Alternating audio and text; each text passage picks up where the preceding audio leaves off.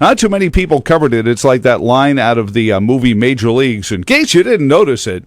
But Corey Stewart closed in on Tim Kaine poll release last week, has the race down to less than 5 percentage points.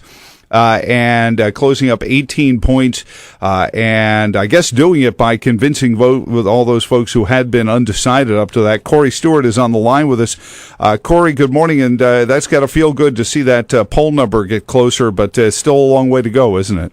Well, good morning, Joe. Yeah, it does. I mean, we've been working very, very hard to get out the truth, and and the truth is that you've got a senator right now, Tim Kaine, who's an automatic no to every single thing that President Trump is doing.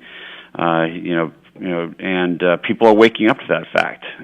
People think that the president has done a good job with regard to reducing taxes, bringing back the economy, bringing back manufacturing jobs. And they want a U.S. senator who's at least going to be supporting those things that the presidents are doing that are good for Virginia, like rebuilding our military and bringing back the economy.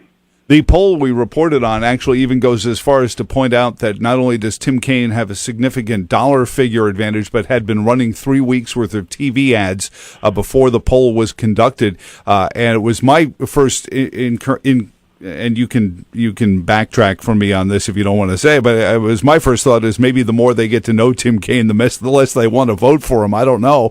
But his campaign seems to be built on this idea of elect me and I'll fix the economy when he's been in office for 20 years.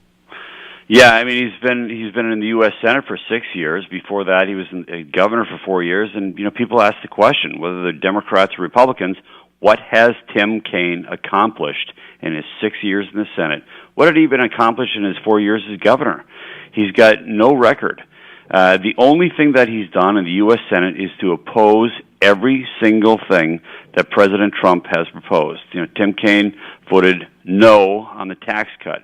He voted no on increasing the pay for our military. He voted no on increasing the housing allowance for our military. And now, just 3 days ago, he just announced he's going to vote no on Kavanaugh, Brett Kavanaugh, even though even liberal scholars say that Brett Kavanaugh is eminently qualified for the Supreme Court, but Tim Kaine is voting no on him because it's President Trump's nominee.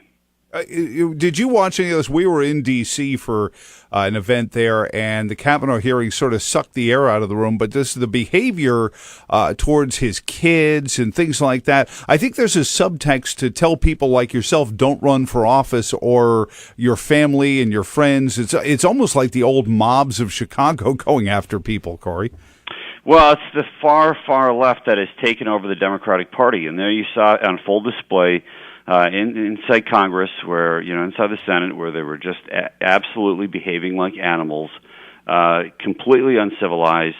And then you have the Democrats who are actually the Democrats in the Senate who are supporting this behavior, completely disrespectful behavior of our government, of our Constitution, of this process, and of Brett Kavanaugh, of course, who was, justifiably concerned about the safety of his kids because of these left-wing thugs who got themselves inside the Capitol.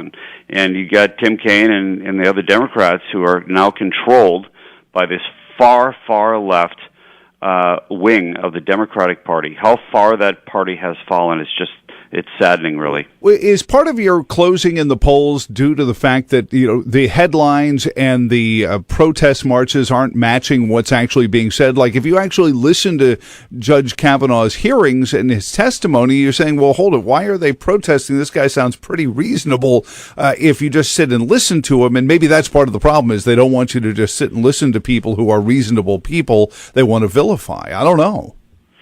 Well, I think that's right. I think there's a lot of Americans, the so-called silent majority that are out there, even a lot of Democrats, and they, even a lot of Democrats believe that the Democratic Party has gone too far, that these far left-wing protests that we've been seeing, in Charlottesville and across the country, people want nothing to do with that. They don't want people going out there and behaving in an absolutely irrational way, in a violent way, so much so that Brett Kavanaugh has got to be concerned about his kids.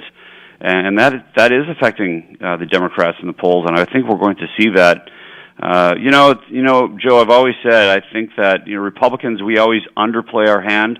The Democrats always overplay their hand, and eventually they go too far. The party goes too far left. That's what we're seeing right now, and there's going to be a reaction that's going to the American people are going to send a signal to the Democrats. They've gone too far. They've let the lunatics take over the asylum. I mentioned I was on C-SPAN, Washington Journal last week, and they were asking about your race, and I said, one of the bigger things, this is before this most recent poll came out, it said the unknowns. I think the most recent poll had 66% without an opinion yet. Are you closing that deal? Are people getting to know the Corey Stewart that wins in Prince William County, counties that were carried by Obama and Hillary Clinton, despite that? And are people are saying, oh, hold it, just like with the Kavanaugh hearings, you're not the guy they're running around claiming is coming in with a smell of brimstone and cloven hooves? Well, yeah, I mean, for your supporters out there, for your listeners out there, I am in Northern Virginia. My district is all of Prince William County. It's 500,000 people. It's one of the big three counties that leans Democrat. People know me here. They vote for me. I get a lot of Democrat support and votes because I know I get the job done. And that's not going to change between now and November 6th, no matter how many ads Tim Kaine runs. And by the way, that latest ad where he's driving around alone in a single small little car driving around, I don't know, Richmond or something. And it looks like a Kia ad. It looks like a car ad. It's just people don't.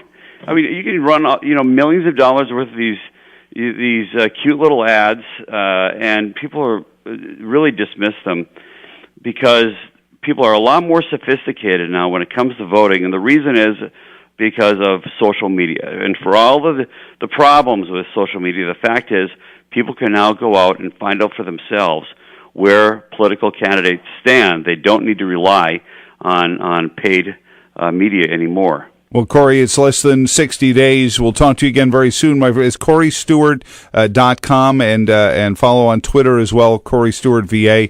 I appreciate it, my friend. You have a great morning, sir. Thanks a lot, Joe.